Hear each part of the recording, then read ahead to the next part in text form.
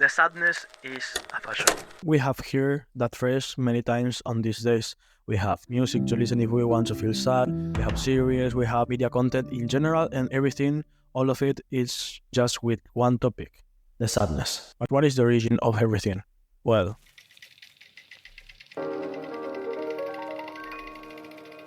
a long time ago, artists in a time called Romanticism, a fancy word for a specific period in the past, started this sadness trend. They liked it to show strong feelings like sadness, tragedy, and love that didn't quite work out. These artists made sadness not just a feeling, but a story that people found captivating. Jump to the middle of the last century, there was a group called the Ghosts. They loved dark stuff like the way people dressed when someone passed away in olden times. They mixed ideas from spooky stories too. Black lace, tight tops, and gloomy accessories became their style. And it was kind of cool. This dark style even crept into popular fashion. And of course, when we talk about this sadness style, we can forget music. Think about songs that sound a bit sad or have words about deep thoughts. Those songs guide the way people dress in this style. Bands like The Cure and singers like Lana Del Rey made a big impact of how people want to look. Now, as we live in today's world, big-name designers who make really fancy clothes have taken notice. They mix fancy with feelings, using soft fabrics and quiet colors to make clothes that feel both strong and delicate. It's like wearing art that talks about being human in a complicated world. It's not just about looking good, there's something deeper. In a world filled with quick trends and things that doesn't last, the sadness style gives a different feeling. It's a bit like having a favorite song that makes you feel a lot. People like it because it's real and it's a way to show emotions that are not always happy, saying it's okay to feel all sorts of ways. So in the end, this sadness style isn't just about clothes, it's a mix of story, history, music, and the need to feel something real. Fashion becomes more than just following what's popular. It becomes a way to express the complexity of being a human. The sadness style is an art that speaks to the heart, inviting us to feel deeply and embrace all the different colors of our emotions.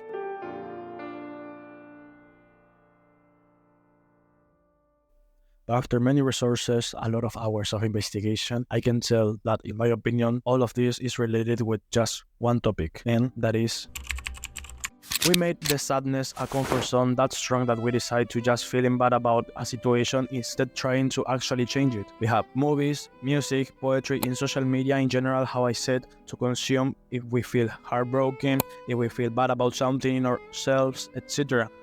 Maybe nobody likes you.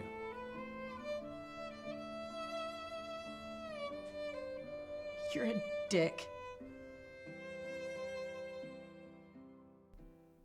I cannot tell what is the perspective of the other people about what I'm saying right now, because I can tell that it's not the same situation for everyone, because there's people there that actually feel bad and they can just not feel good, as simple as saying that okay, I will feel good, feel bad is just a fashion, because they actually have depression, they actually have anxiety, and it's not the same case for everyone. I am not talking about them, I am talking just about the fashion that includes many people just thinking that this is something cool or this is something that is good to have, that is just a good feeling sad, and for that reason feeling sad is aesthetic. But I can tell and I can talk about my situation, my own experience with this sadness of the comfort zone goes like this. Maybe like 2 or almost 3 years ago, I had my first heartbroken from my first ex-girlfriend. I was in that moment, I was feeling a little bit sad, a little bit bad about the situation. Of course, it was my first time having that experience.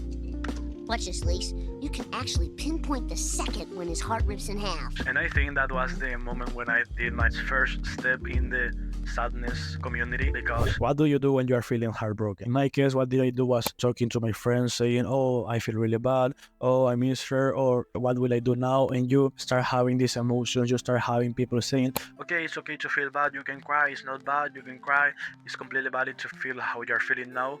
But the bad side of this is when you are having this good feeling about talking to other people when you are feeling bad. You start feeling this kind of love, this kind of good treatment from other people because they are actually emphatic with you, and that's completely good. But you, for that reason, maybe you won't change the situation of how you are feeling in that moment. Or at least that's what I did. I was spending a lot of time just crying about the situation. And for that reason, I didn't do shit to change how I was feeling in that moment, even if the situation about my ex-girlfriend already passed. That's the think. When we are feeling bad about a situation, but the situation already passed, we are the only ones who keep that emotion. We keep what the situation made us feel. We keep that feeling. It's not good to blame a person who is not here anymore. It's not good to blame a situation that already happened in the past and you're still here and you're completely different. You are not the same person that had that experience. And for that reason, I just try to move on. And I think that was good, but it's not good that I enjoy it a lot. We need to clarify that the sadness is an emotion that that's an extreme that we shouldn't cross. We shouldn't go that far just because we think that having depression or feeling bad is something cool or aesthetic.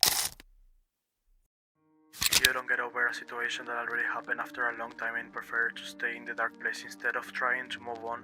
That means that you are the problem, because what you thought was your problem was a situation that is in the past. You cannot do anything to change the past, but you are the responsible of how that experience affect your present. What I propose is to create something called aesthetic of the individual happiness. Not necessarily as a trend of TikTok or something good in Pinterest to search for it, but I mean that we should make space in our day-to-day where we spend more time with ourselves and focus solely on how we feel, and if there is something we can do to make our day better, we do it. My idea is a society of people who just love themselves. Let's try to take care of ourselves just as we would take care of another person whom we love. Because at the end of the day, we are the only ones who will never abandon ourselves. I know that's a stereotypical phrase that everyone will say, but it's just true. So it's better to be on good terms with ourselves, right? It sounds easier to say than to do, but if you've grasped the point that I wanted to make, I believe we can completely do this, guys. Anyways, that was my point and I want to listen to you. What is your opinion about what I say? Do you think that really exists this comfort zone of the sadness? Do you think really exists this society of people who feel attractive, feeling bad, feeling sad, feeling depressed? Just tell me your opinions. If you agree or not agree with me, I can completely listen, and if we have a cool topic to talk, we can talk about it in another video. I just wanted to say that this is my first time talking during a whole video on English, and if you heard some mistakes during this talk, you can always tell that was the reason, but thank you for listening with patience. Whatever, this was a pleasure and bye.